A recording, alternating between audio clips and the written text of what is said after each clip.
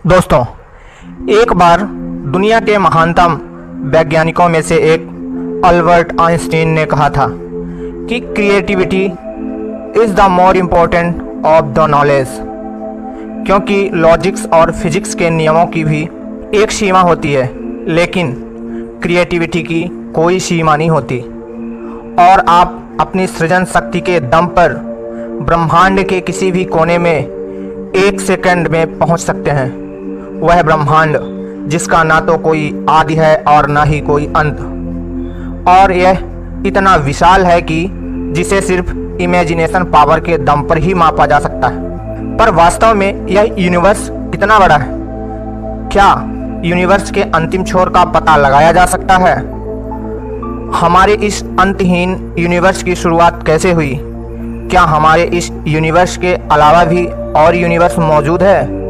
क्या एलियंस का भी अस्तित्व है? हम इंसान इस अंतहीन ब्रह्मांड में आखिर कर क्या रहे हैं? तो चलिए जानते हैं सारे सवालों के जवाब इस वीडियो के माध्यम से और पर्दा उठाते हैं इन रहस्यों को। कुछ अनदेखे पहलुओं से सबसे पहले बात करते हैं हमारी यूनिवर्स की शुरुआत कब और कैसे हुई। हमारी यूनिवर्स की शुरुआत को लेकर वैज्ञानिक मानते हैं कि हमारे यूनिवर्स की शुरुआत बिग बैंग से हुई थी और उसके 3,80,000 साल बाद पहली लाइट निकली, जिसे कॉस्मिक माइक्रोवेव बैकग्राउंड के नाम से जाना जाता है। वही इलेक्ट्रोमैग्नेटिक रेडिएशन है जो हमारे पूरे ब्रह्मांड में भरा हुआ है, और इसी बिग बैंग से तारों और उल्काओं और आकाश गंगाओं और यूनिवर्स की हर उस चीज़ का जन्म हुआ है जो इस यूनिवर्स में मौजूद है। और उसके बाद से हमारा यूनिवर्स लगातार फैलता ही जा रहा है, और यूनिवर्स में हर चीज़, चाहे तारे हों, ग्रह हों, यहाँ तक कि आकाश गंगाएं भी किसी न किसी से मिलकर बनी हुई हैं, वो सब हमारी यूनिवर्स के अंदर ही आती हैं।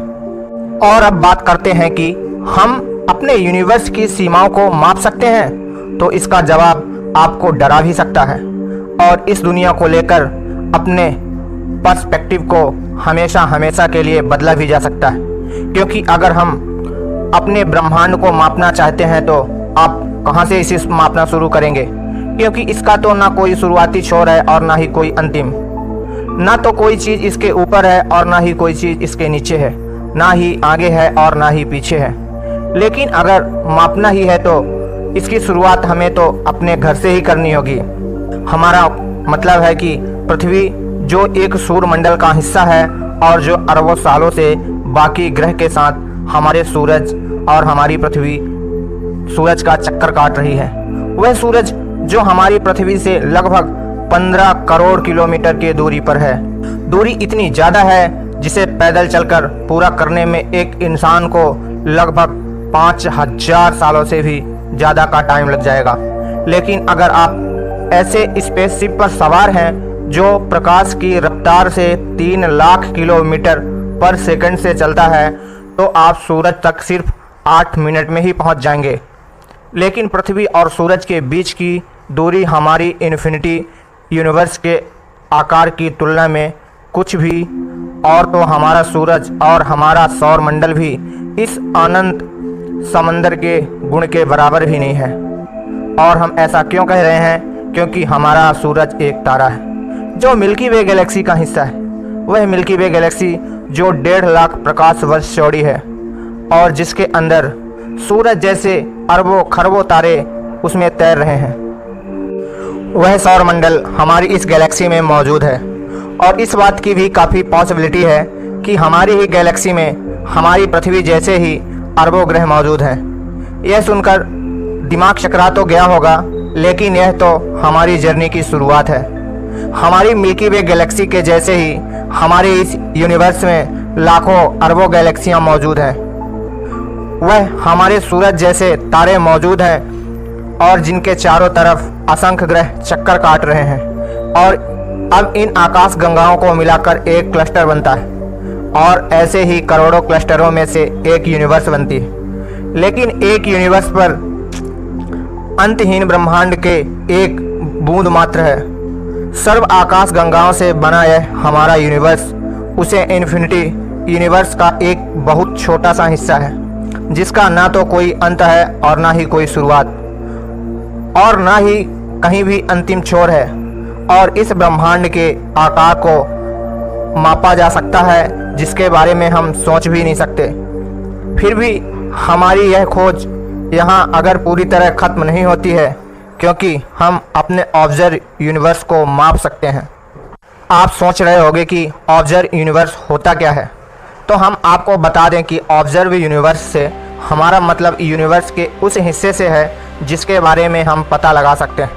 और खगोल विज्ञान के मुताबिक हमारा यह ऑब्जर्व यूनिवर्स का आकार 28.5 गीगाफोर्स यानी कि 93 बिलियन प्रकाश वर्ष है। अगर हम इसे और साधारण भाषा में समझें तो इसका मतलब यह है कि ऑब्जर्व यूनिवर्स में प्रकाश को एक छोर से दूसरे छोर तक जाने में 93 करोड़ प्रकाश लाइट वर्ष लग जाएंगे और 100 करोड़ प्रकाश लाइट वर्ष लग जाएंगे। और इतनी उन्नत टेलीस्कोप होने के बावजूद भी हमारे वैज्ञानिक ऑब्जर्व यूनिवर्स में करीब 14.4650 करोड़ प्रकाश लाइट ईयर तक ही देख पाएंगे। अगर हम इंसान लाइट की स्पीड वाली स्पेसशिप में बैठकर इसे पार करने की सोचें तो हम खरबों जनरेशन के बाद भी इसे पार नहीं कर पाएंगे।